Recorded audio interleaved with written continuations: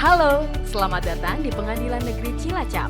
Video ini akan menjelaskan proses pengajuan permohonan eksekusi sehingga prosesnya lebih mudah, cepat, dan transparan.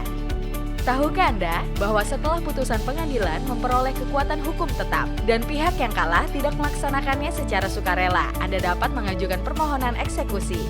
Proses eksekusi ini sangat penting untuk menjamin hak hukum masyarakat dipenuhi secara adil dan sah. Eksekusi putusan pengadilan bukan sekedar tindakan, tapi memiliki dasar hukum yang jelas. Inilah dasar hukum yang menjadi pegangan pengadilan dalam melaksanakan eksekusi. Pada umumnya, permohonan eksekusi dibagi menjadi 3 jenis: eksekusi real, eksekusi membayar sejumlah uang, dan eksekusi melakukan suatu perbuatan. Setiap jenis eksekusi memiliki tahapan dan prosedurnya masing-masing, dan semuanya akan kita bahas satu persatu. Sebelum mengajukan eksekusi, pastikan semua dokumen sudah lengkap ya. Yang perlu Anda siapkan adalah identitas pemohon KTP atau surat kuasa khusus jika Anda menunjuk kuasa hukum, surat permohonan eksekusi, salinan putusan BHT dari pengadilan negeri atau pengadilan tinggi atau Mahkamah Agung maupun risalah lelang untuk permohonan eksekusi hasil lelang dengan pihak yang tidak terkait langsung dengan perkara. Setelah semuanya lengkap, pemohon datang ke pelayanan terpadu satu pintu PTSP Perdata untuk mengajukan permohonan eksekusi. Petugas memeriksa kelengkapan berkas permohonan dengan memberikan tanda bukti penerimaan berkas. Panitera, wakil ketua, dan hakim pengawas bidang kepanitraan perdata menelaah dan memberikan pendapat atas resume tersebut. Ketua pengadilan mempelajari permohonan dan berkas perkara yang dimohonkan eksekusi. Jika permohonan dinyatakan memenuhi syarat, maka pengadilan akan mengonfirmasikan hasil telaah kepada pemohon dan mengarahkan untuk membayar panjar biaya eksekusi. Kasir membuat surat kuasa untuk membayar SKUM dan pemohon wajib membayar panjar biaya eksekusi maksimal 1 hari kerja sejak SKUM diterbitkan. Setelah pembayaran, kasir menerima bukti setoran bank dari pemohon, kemudian memasukkan data ke dalam Sistem Informasi Penelusuran Perkara (SIPP) dan mencatatnya di buku jurnal keuangan. Kemudian, petugas yang menangani penginputan data eksekusi memasukkan data ke SIPP serta mencatat permohonan eksekusi dalam register permohonan eksekusi. Panitera menunjuk jurusita atau jurusita pengganti untuk melakukan pemanggilan teguran kepada termohon. Ketua pengadilan memimpin sidang teguran yang didampingi oleh panitera, memberi peringatan kepada pihak yang kalah untuk melaksanakan putusan. Termohon diberi waktu paling lama 8 hari untuk melaksanakan putusan. Jika perlu, bisa dipanggil sekali lagi jika pada panggilan pertama tidak hadir. Panitera membuat BA teguran unmanning yang ditandatangani oleh ketua pengadilan dan panitera.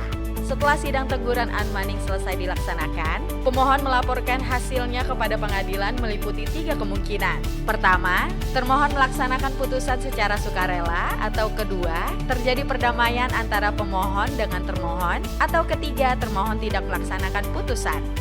Dalam hal putusan tidak dilaksanakan, maka terhitung 8 hari sejak unmanning, maka ketua pengadilan dapat mengeluarkan penetapan sita eksekusi jika terhadap objek sita eksekusi belum dilakukan sita jaminan sebelumnya. Apabila dianggap perlu, dilakukan constatering terhadap lokasi tanah atau bangunan sebelum pengosongan. Ketua pengadilan menandatangani dan menetapkan tanggal eksekusi pengosongan setelah panitera melakukan rapat koordinasi dengan aparat keamanan. Panitera memberitahukan pelaksanaan eksekusi kepada pemohon dan termohon. Panitera melaksanakan eksekusi pengosongan sesuai jadwal yang telah ditetapkan.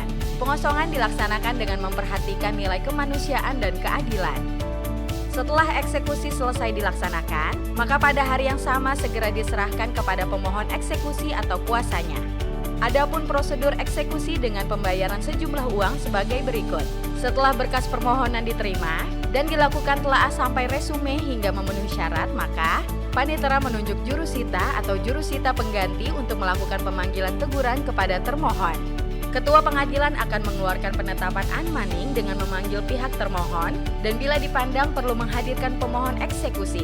Ketua pengadilan memimpin sidang teguran yang didampingi oleh panitera memberi peringatan kepada pihak yang kalah untuk melaksanakan putusan. Termohon diberi waktu maksimal 8 hari untuk melaksanakan putusan.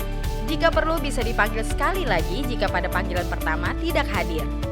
Panitera membuat BA teguran unmanning yang ditandatangani oleh ketua pengadilan dan panitera.